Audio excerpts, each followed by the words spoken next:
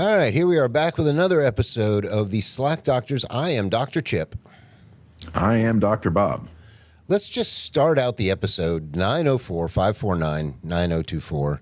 Get that out of the way so we at least have it forefront of our minds to keep bumping that out. Have you got any news nuggets or anything to start out with? No, but I do want to add something to your little announcement of the Slack line there, and that is that we've been telling people for all this time to, call, leave us messages, leave us comments.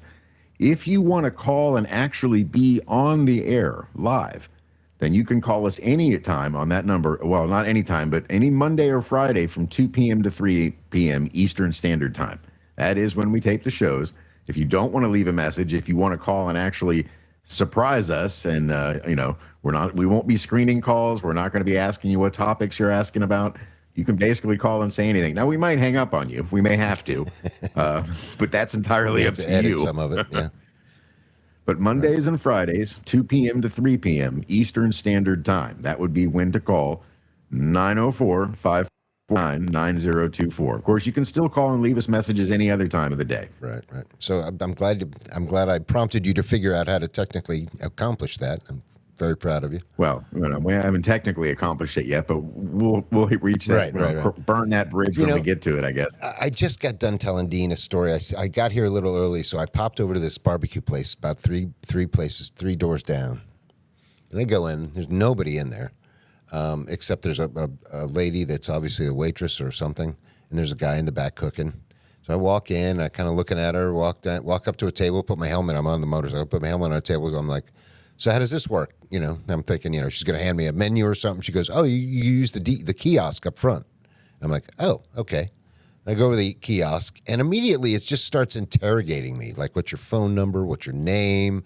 I look at the lady. I'm like, and then any way I can just order without the interrogation? She goes, oh, just hit skip. And I'm like, oh, okay. So I go back, and I start over, and I can't find a skip button anywhere. I'm hitting anything that even resembles a skip button, and it's not helping me. I look back to ask this lady again, like, where? And she's like gone. So I guess the skip button was me walking out the door.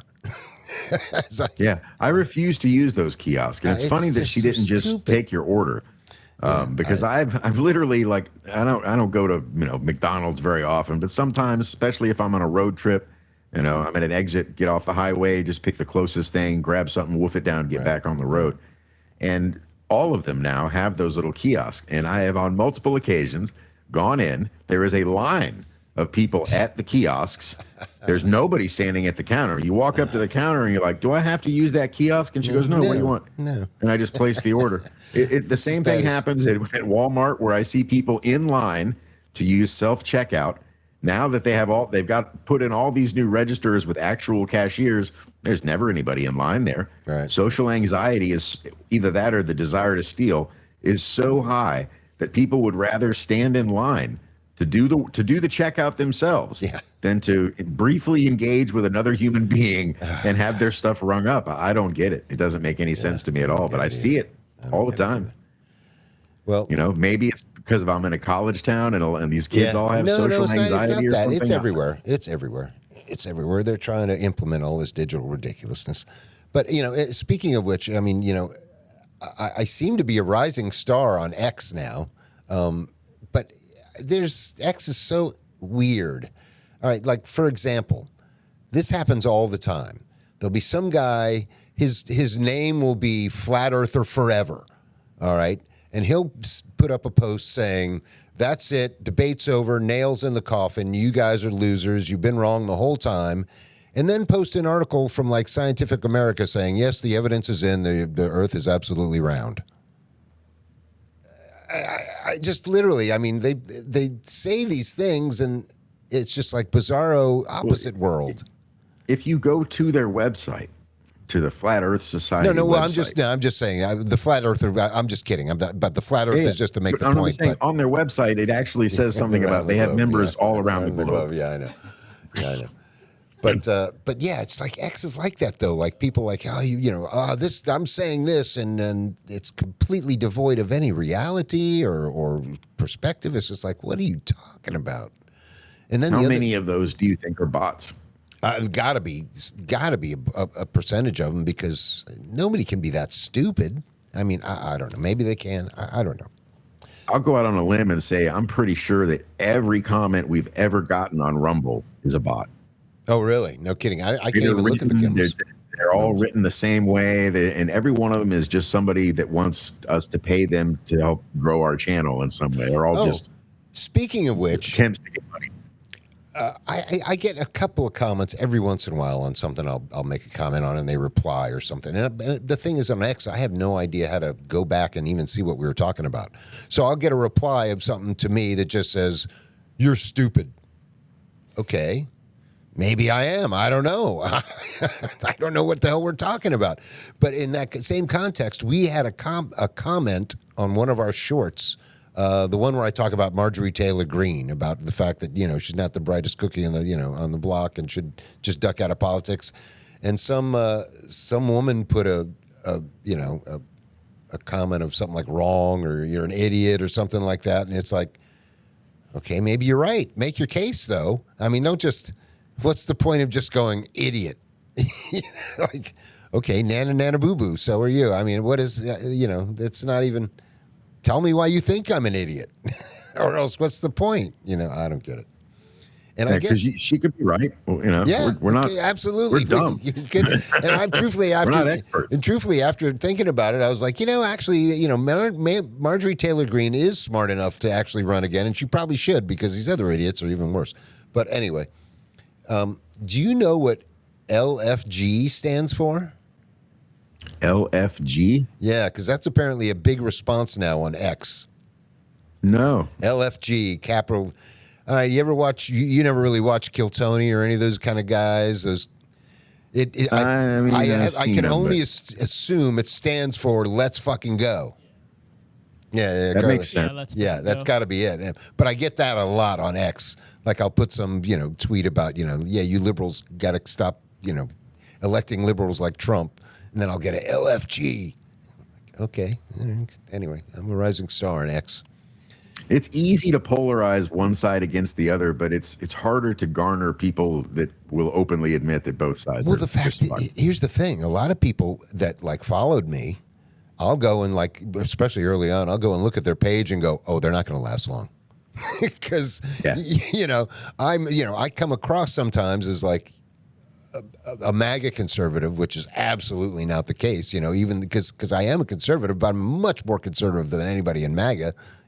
MAGA is liberal to me, So, well, that's because everybody has got an us versus them and an either or mentality. Yeah, and if they hear you criticizing one side, they assume that you're obviously on the other side. Right. What they don't seem to understand is that while I don't want to be constipated, I also don't want diarrhea. There is a middle ground. And it seems odd that most people don't want to find themselves in that middle ground. Well, it's funny, too. Another example of just what we're talking about, I just watched the Ro Khanna on Sean Ryan podcast. Another left and right, definitely a lifelong liberal and a lifelong conservative getting together. And sure enough, they agreed on most about everything, Right. Didn't Bill Maher just recently apologize to QAnon? Yeah. That on your bingo card? I think it was tongue in cheek, but he definitely makes a point that, it's like, you were an idiot, Bill. You were saying all this stuff and you're wrong. It wasn't. But I just saw a little bit of a short stand-up the other day. It was the comedian Josh Johnson, who's pretty far on the left. And he basically starts the show with saying, I owe a pretty big apology to most of the conspiracy theorists that I know. Right. Yeah, that's true. It's true. Speaking of which, did you happen to watch any of the Pam Bondi debacle? I've seen little clips here and there. Oh, my Lord, dude. I don't know. Was it Thomas Liu that was asking? Oh, yeah, he nailed her. Yeah. He nailed her hard, dude. So many people. And here's the thing. It's just so obvious. And she immediately played tried to blame the previous AG. Well, yeah, not only that. I wish I had the technical ability to make the AI skits, but whoever does, here's one for you. Take that skit, edit it together, and every time she holds up one of them pictures of an illegal alien that committed crime, just get rid of that and put a straw man in there. Instead, every time, just have a little straw man puppet in her hand, and straw man and she never answered any of the questions. Like literally any hard question, she was like, "Do you know that this guy was in your?" It's like, come on. I mean, it's just so obvious. It's like, just answer the question.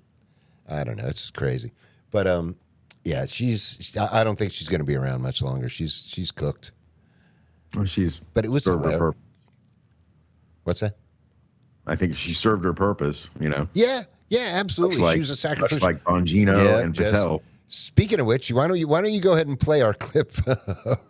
Right. So Bongino has returned to the podcasting world, and obviously on his return, he's got a lot of really important stuff to say because clearly he's seen some things, and maybe he can make a difference now. So just to give you a small example of what it is he's doing now on his show, we'll share you a little clip here. But it was kung fu fighting. Those kids were fast as lightning. This is Karate Man. I'm not seeing it, but the jump kick, the jump kick, the side kick, the side kick, the round the tie kick, the tie kick. Not a leg kick. From funky Chinatown. They were chopping that. All right, that's enough of that. All right, he's got to come over and put you back on the thing. Oh, there we go. It's back already. Yeah, that's hilarious. That guy. I don't know how. Is he going to go back to writing children's books or whatever the hell he was doing? Maybe his eyes will sink back into their regular size, and he'll no longer look like Marty Feldman. If you think about what he may or may not have seen, depending on how much they let him see, it would explain a lot why his eyes look like that. Maybe he was just literally in a state of shock. Right. Yeah, it could be. I mean, there's certainly that famous video of Bongino leaving that one meeting with that look on his face, like, what the hell did I just look at? And I think that's the one where they. What did we just witness with the whole hopping around, kicking and crying? I mean, is meth? Is cocaine still a hell of a drug? What was that? I don't know, dude. I don't know. I mean, you could get hopped up on supplements and roids, I guess, or something. Maybe I don't know. I have no idea. But poison's in the dose. Yeah. That's what. Was it Hippocrates that said that? Oh yeah, probably. Who knows? I don't know.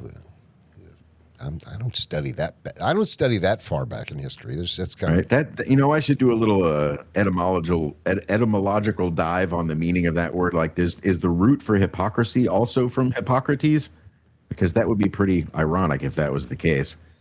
I mean, we do have the Hippocratic Oath. It's pronounced similar, but there might be a difference back there somewhere. I have to look into that. I had another weird thought yesterday. And if you know the answer to this, I didn't do any research on it yet, so I was just extemporaneously off the top of my head. I was thinking about relics and artifacts of major religions, right? So if you look at Christianity, we've got the Holy Grail, right? And then the Holy Lance, the lance that pierced Jesus's side, and supposedly if you carry that into battle, it grants you. And if you go to Judaism, you've got the Ark of the Covenant, which if you carry that, supposedly it will lead your armies into battle.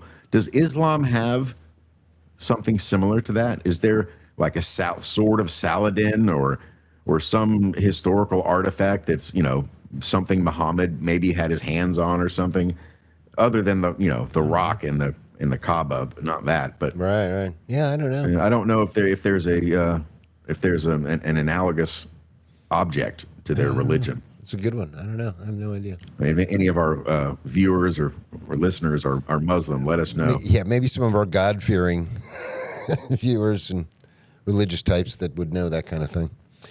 Well, anyway, one of the things I wanted to talk about.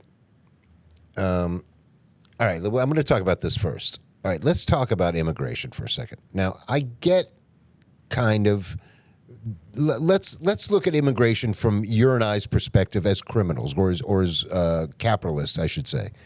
All right, look, I get that you don't want tax money going to immigrants. That's easy to fix. Not a problem. If we could just elect somebody that would stop giving them money, that's not a big deal. They say they're committing crimes. If that's the case, let's end the drug war, fix the legal system, arrest them all, and put them in jail. All right, so there we go. Two of the biggest problems solved. Here's the only problem that I just really don't understand. They're coming here, taking our jobs. All right, let's address this. Let's pretend you and I are carpenters. We charge $20 an hour. We go out, we do good work, yada, yada, yada. Next thing you know, we go to one of our regular customers and they go, oh, we're going to pass on you. We've got somebody else that is going to do it for cheaper. Okay. Well, listen, when they get done, let me come over and look at their work. Okay, sure. All right, they did their job. Come on over and tell me what you think of their work. And you go over there and you look and you're like, there's two things that'll happen. You'll either go, well, this work is shit, and I'll be waiting you to call me when you need me to come fix it. The second thing that could be said is, wow, this is really good work. What's this guy's name? How do I get a hold of him? Oh, okay, here's his number. Okay, great. Next thing I do is immediately go to his job site, wherever he's at, and go, hey, I heard you worked over there at the Smith House for $10 an hour doing all that carpentry work. Is that true? See? Hey, you want to come work for me for $15 an hour? I mean, am I the only entrepreneur on the planet or something? Is nobody ever? So now I get to sit home, charge $20 an hour, pay him $15 an hour, and do nothing, and or go do other jobs and make my $20 an hour. And it does seem like what a capitalist would do. Yeah, exactly. And the goal would obviously be, listen, there's only two of us, and we're so busy, we're going to have to start charging more. It just seems like a natural progression instead of just going, oh, they're taking my job. Well, you suck at your job then. I only did the whole paver thing very briefly when I worked with my brother-in-law, maybe 6 to 8 months. And in that time, and it was one of those kind of industries where you don't get paid by the hour, you get paid by the job. Right. So it's up to you. You bid on the whole job. And we would frequently be underbid by, usually there was a lot of Brazilians in that field, in the paver field there in South Florida. Right. And so on days when we didn't have actual work to do, like actual new jobs, new sites, we would get sent out on repair jobs. And almost all of the repair jobs were jobs that were done by immigrant crews that had underbid, and then they had to come back and then pay us hourly at that rate to fix the problem. So yeah, you would think that eventually word would have gotten out that those guys were, what money are you saving if you got to pay somebody else to come back in and fix the problem? Plus, some of these problems were, worse than others. If they didn't backfill the area around the pool, and then the deck around the pool starts sinking in, you've got people out there in bathing suits falling into holes, right, and then scratching themselves on the way down or breaking their ankle, or not good. The only other argument I could think about the case I'm making here is that, but I have to pay taxes and permits and this and that and the other thing. And to that, obviously, I would say quit being a liberal and you should have voted for Ron Paul. I don't know what else to tell you. You wouldn't have any of that if we were libertarian-minded. And anyway. But, all right, so the other thing I wanted to talk about is Cuba. Apparently, Venezuela was all about Cuba. Wasn't about the drugs, wasn't about the oil, wasn't about the bricks. It was about starving Cuba of gas and food and stuff like that. I guess apparently without Venezuela, Cuba is screwed. And they are, like Cuba right now, I guess the Russians just pulled everybody Russian just got pulled out of the country. Because there's no gas. There's no gas. Apparently they're probably going to run out of food. It's not going to be good. But the good news is, if and when little Marco gets his regime change and they get an American-friendly administration or government down there, we got to get down there quick while it's cheap. I'm telling you, we go down there and buy up something, it'll be dirt cheap. As a matter of fact, we could probably actually do it now. Apparently they take American money in Cuba. Like, isn't the U.S. government currently trying to instill a friendly dictator again in Haiti? Oh, I don't know. I can't remember the guy's name. I'll try to find it later before this gets published and put a link in the description. But yeah, I just watched a video about that. And basically it was that Haiti is right now between essentially has two choices, and one is this basically U.S. backed puppet, and then the other is the guy they call Barbecue, like the vicious cannibal, gang leader that has been all over the news for the last couple of years. I mean, if you'd have been bitten by the U.S. as many times as they have, well, you might be a little gun shy too. Barbecue might sound very delicious at this point because we've screwed them over. I mean, thanks thanks to the Clintons, we have screwed them over royally many times. Well, you know why they call him Barbecue, right? Oh, yeah, because he supposedly ate. He's eating the flesh of his enemies. That's an old, that's old trick. They were doing that in Iraq. They were eating, killing people and eating them and stuff, and on Epstein Island apparently. But I digress. But if those were not combatants that they were eating on the island. That's true. But I mean, if we could get into Cuba, man, and here's the thing about Cuba, if we were to go down there, they have mountains in Cuba. We don't have to live in the heat. We could have a little mountain cabin. It would be nice, all year round, just about. I'm telling you, man, keep an eye on Cuba. If Cuba gets opened up, you're still in Hurricane Alley, but so is Florida. So. Absolutely, yeah. There's not much you're going to be able to do about that, except just build your house so that it's going to withstand a hurricane. Other than that, but Cuba. Keep your eye on Cuba. And then the other thing I heard, which I don't know if I didn't really hear this from a very reliable source, but somebody's trying to say that Trump has now got Russia to agree to go back on the petrodollar. And then they've also said by association or something, or by, whatever, that also China would then also go back on the petrodollar. Now, if he pulls that off, that would be You're talking about dissolving BRICS. Pretty much, yeah. That would be the end of BRICS. Absolutely. I mean, because without Russia and China, just exactly. Brazil, India, Indonesia, maybe. It could maybe, but you can't. They wouldn't be able to compete with the dollar, so it'd be done.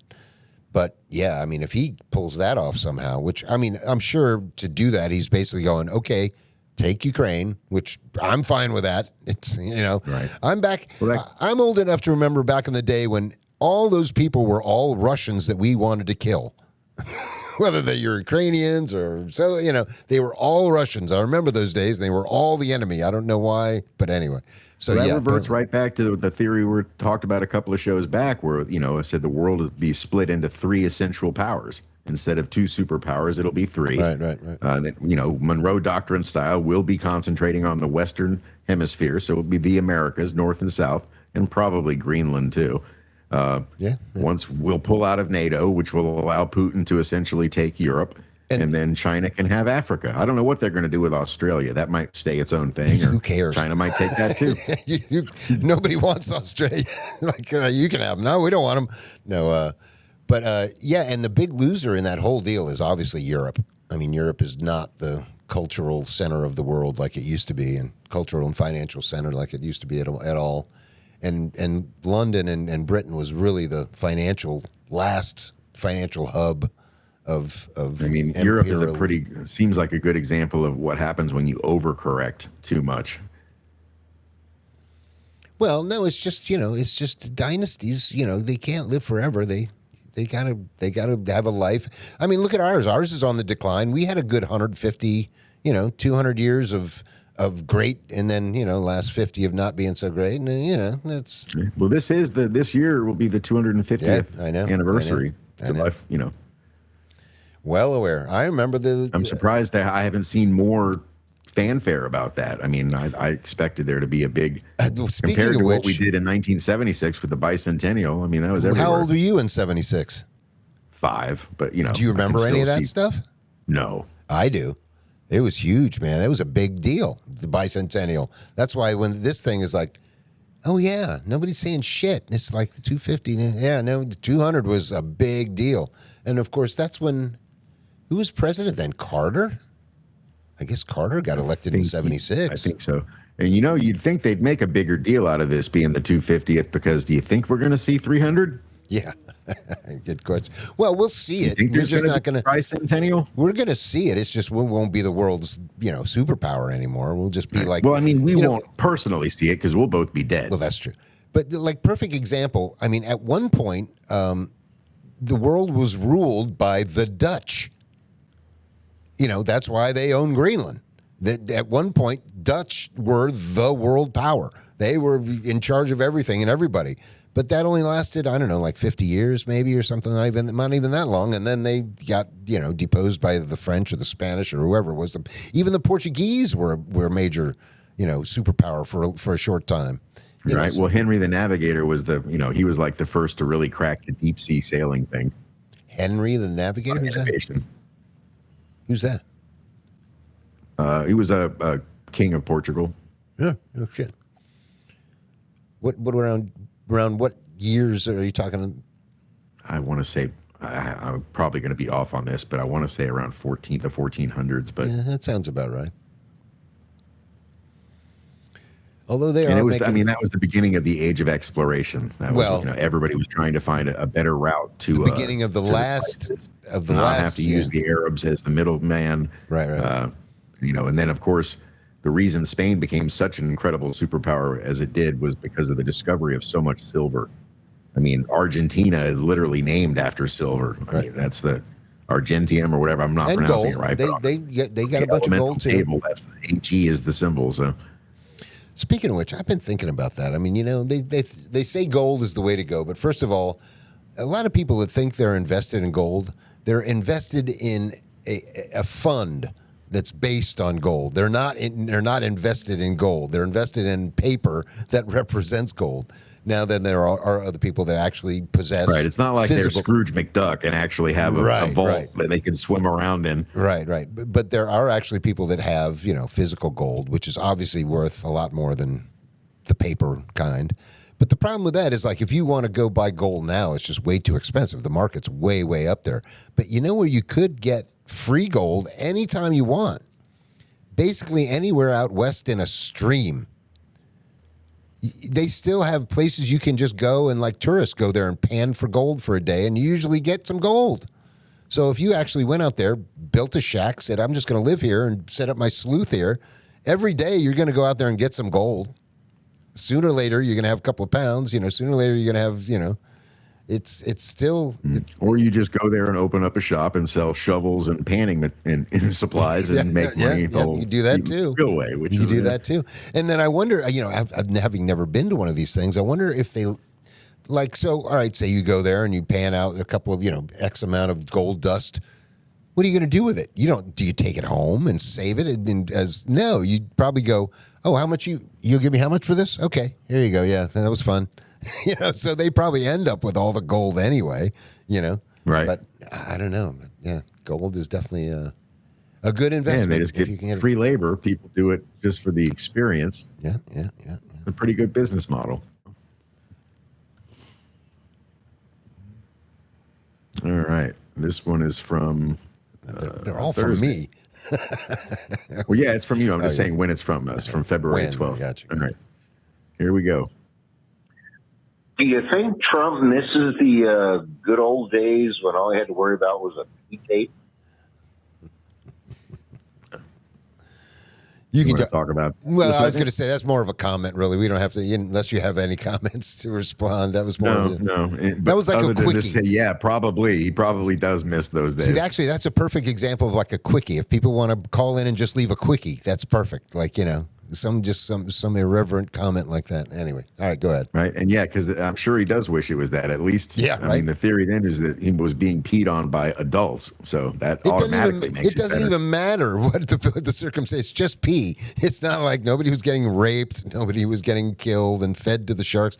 Oh my God! By the way, before we go any further, nobody was comparing the taste of babies to cream cheese. Yeah. I'm sorry, it's in the files. It's in there. Yeah, I know. Dude, do you know who Crack Amico is? No. I don't know. Sounds like a rapper. Well, he kind of is, but it's this guy. I think that's just his X handle. I think his real name's something Amico or whatever. But he's like one of the Legion of Skanks. He hangs out with Luis Gomez a lot. But he does do like these rap remix things, and he just did one of Tim Dillon that is hilarious. And see, that's the thing with X. I don't know how to. You'd have to look on YouTube or something for it. I don't know how to copy and paste anything from X. but it's on X and it's hilarious. And it's like, I don't know if you saw that last episode of Tim Dillon's where he's like, and she ate the baby. The only thing Hillary Clinton has left to live for right now is to destroy Donald Trump. If Bill Clinton got up and was like, we raped all the babies, we ate the babies, we raped the babies, we ate the babies, we raped the babies, we ate the babies, we raped the babies. And you did it. Trump did it. We did it. You did it. We did it. You did it. We fed that woman to the shark. We fed that woman to the shark. And then Hillary goes, we fed her to the shark. We fed her to the shark. Remember, we fed her to the shark.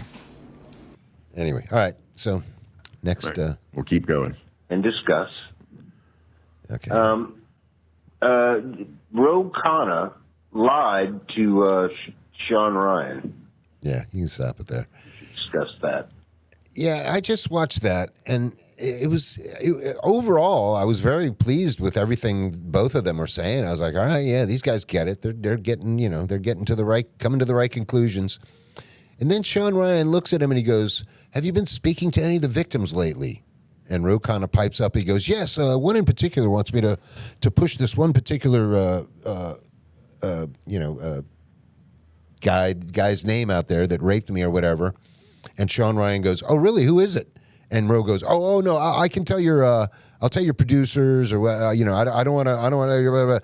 And Sean and he kind of says some other shit. And then Sean Ryan is like, well, are you prepared to tell us who's and Ro Khanna is like, oh no, I've got to call and check with the victim. Did you not just say the victim wants you to tell us who the hell it is? I mean, which is it? Don't throw that out there unless you're willing to tell the damn name. It's, that's the only thing that's like, all right, wait a minute. What's the point of that? I mean, is he just trying to score points? Is he completely full of shit about that? Or is he making it up? Because obviously. All of the above. Yeah, it's like, I don't know. That didn't make much sense. That just, as soon as he did that, I was like, wait a minute. Wait. What the hell? Anyway. You haven't watched that one, I assume, yet, right? No, I haven't. It's not that great. It's kind of boring. It's just, it's funny. It's after a while, this is all just people yelling into an echo chamber going, yes, we all agree. Yeah, and a lot of times, too, when you send me these links or something, I don't know what part of it I'm supposed to, like, several of them are like an hour and a half long. I'm not watching that whole thing. Well, I mean, if you want, they're just, they're just for your perusement a lot of times. Like, if you want to see what I've been watching anyway. But yeah, some of them, I don't make it to the end of some of them. I was like, anyway. All right. I have a hard time making it to the end of any of the Jimmy Dore ones. I just don't, the guy's something about his delivery style or something. He's very boring. Well, I don't. You mean, and they're not very long, right? You're talking about like the 10, 20 minute long clips, right? Yeah, even that is like an eternity of his Well, the voice. problem with Jimmy Dore, and I love Jimmy Dore, and he's great, but he just does literally within the first 5 minutes, he just keeps telling. He even watches the same videos just over and over again. Like, wait, I want to watch that again. It's like, okay, well, we just saw it. You don't have to, So yeah, I mean, but you can watch him for like the first 5 minutes and then go on to something else because he does just kind of recap. But it is kind of fun just watching him and Kurt going at it. Sometimes they're kind of funny. Right. Yeah, Kurt's the more entertaining half of the two of them for sure. Yeah, true. All right, what else we got? Okay. I wonder why banks don't advertise foreclosed properties. It's as if they don't want to sell them. Discuss. Yeah, I've always wondered about that. And to any real estate agents that are out there, if you were to specialize in short sales, foreclosures, I'd be a customer. I'd be, one of your clients. That's what I'm kind of looking for. Why do they make it so hard to find them? Yeah, that doesn't make any sense to me either. And apparently it is a lot of work to track down or figure out where the foreclosures are. I even asked my bank, my little bank where I go like, you guys have mortgages? Do you guys have, properties in foreclosure? And she goes, yeah, you just got to sign up and go on our website and this. And I never did. But I mean, you'd think they'd make it easier. Like, yeah, we got one right over here. We've been trying to sell it for 6 months. What do you want to give us for it? I don't understand the reluctance to just sell the damn things. I mean, the bank can't rent out a house that they've foreclosed on, can they? No, but maybe they bundle all that debt up and sell it off to some other. Well, no, that's how they ended up with the foreclosure in the first place. Once the house is foreclosed on, there's no more debt. The bank owns it. The debt's been erased. The debt's gone, which is going to be happening quite a bit in the next couple of years. Quite a bit, because there's a lot of people. As a matter of fact, I was just watching something about the west coast of Florida, and I guess Cape Coral is ground zero for it's already happening there, the real estate crash. And there was some YouTube video talking about the fact that these house flippers are all losing $75,000 a piece on each house, and I'm like, boo hoo hoo. You know, these guys have been making money hand over fist for decades. I think they can afford it. But Right. yeah, these people that It's a lot of factors. I mean, obviously the insurance is so ridiculously expensive in the state of Florida. Right. There was a third factor too. For some reason, it's escaping my mind right now. I had three on the tip of my tongue, and for some reason, only two came out. I was going to say, when they're setting this up, it's like, man, one camera would do. There's like 5 cameras on me. You got one. I got like 5 angles. I should put on my makeup before I came in. But and right now we could get a deal on a house in Cape Coral if you wanted to live on the West Coast. That may have. It was the third thing was the crazy HOA fees. That was the third thing. And that's something weird too, especially over in the West Coast. So many of those neighborhoods are just like, the whole neighborhood is completely planned, not cookie cutter, because they have like 3 or 4 models, so they sprinkle them out. You know what I mean? But it's such a planned, and they've got HOAs. For some reason, which I don't know.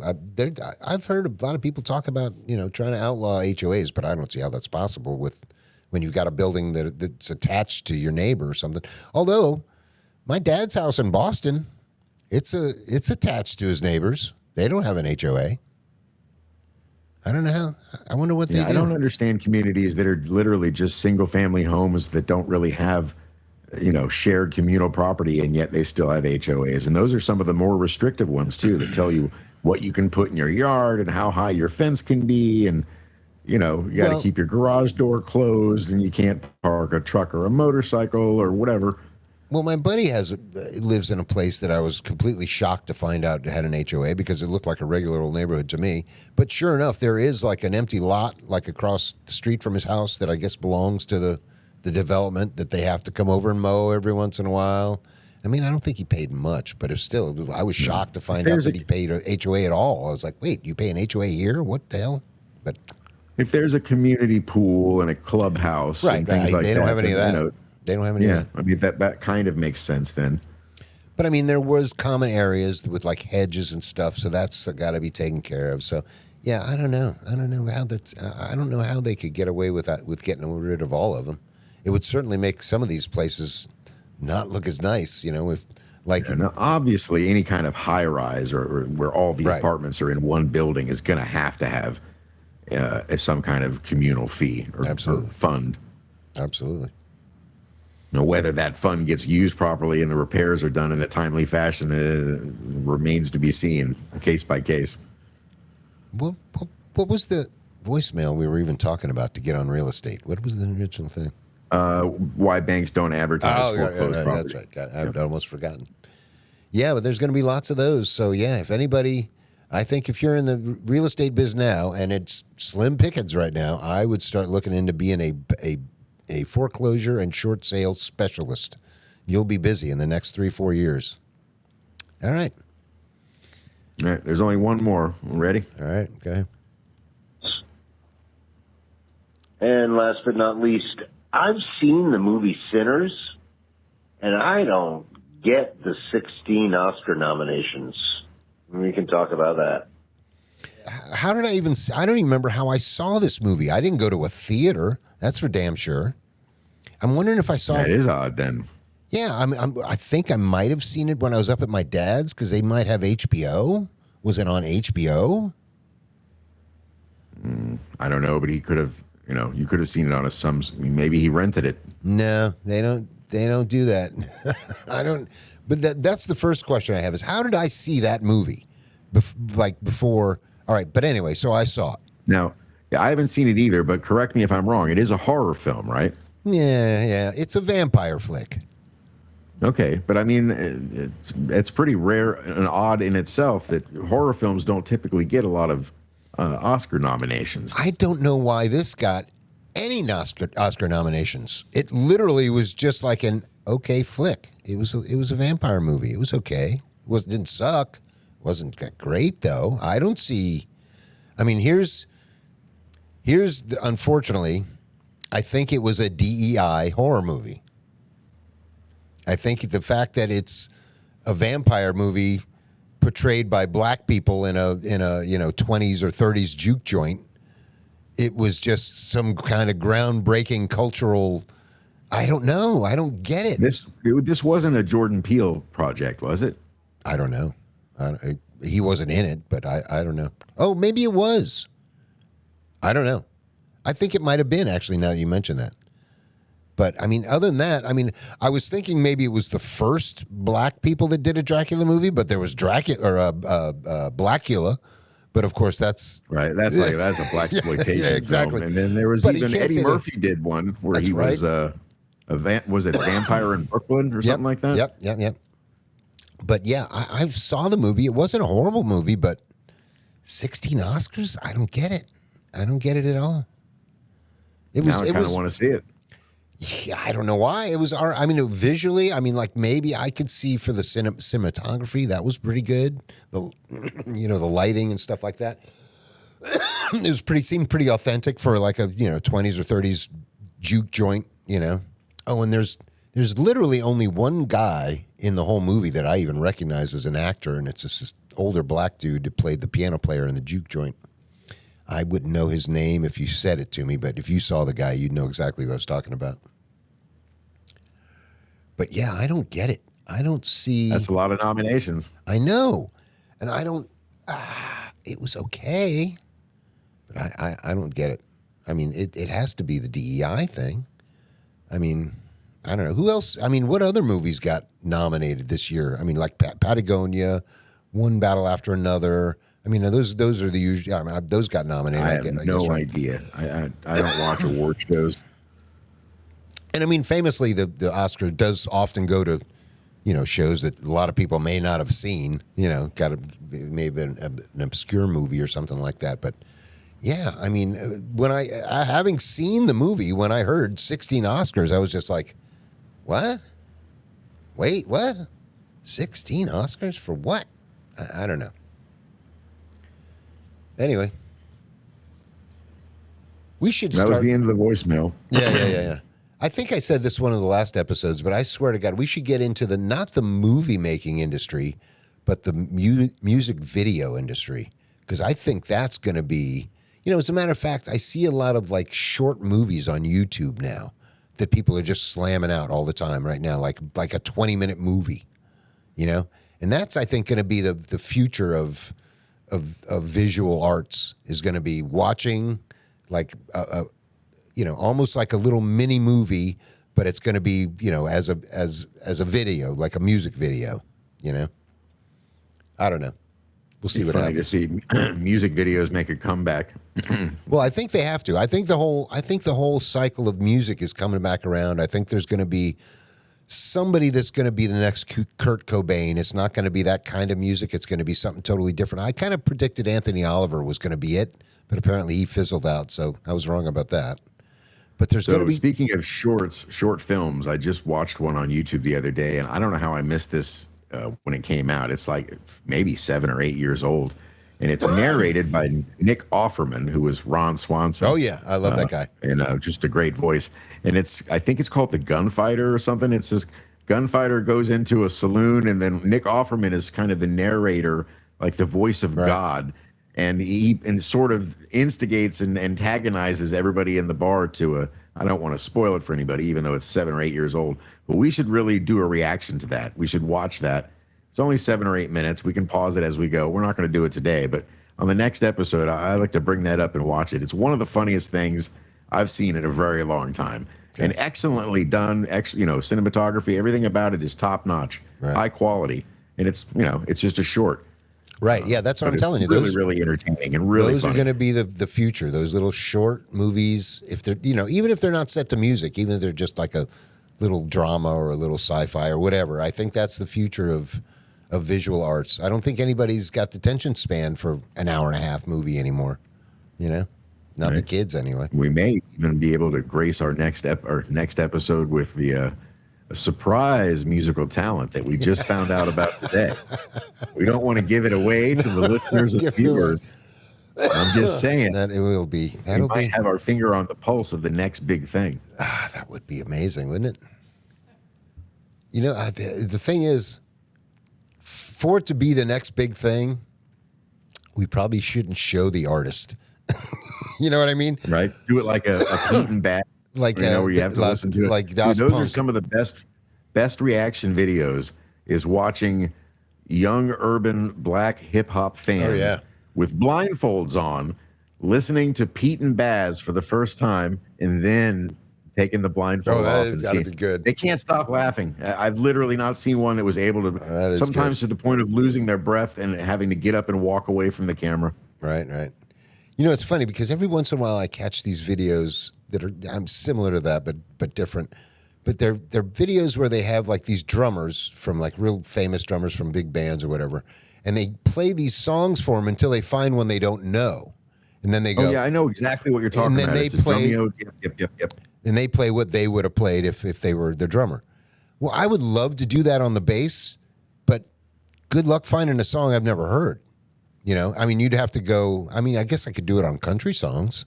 I don't know any country songs, but I would love I love trying doing stuff like that, and it'd be interesting. But yeah, it'd be hard, like for just regular pop songs. Although I've been out of the loop lately. Although a lot of the pop songs now are just kind of silly. Unless it was Bruno Mars or some of them are just so dreamscapey and boring. It's like, what is this? I don't know. And of course, I'm talking about.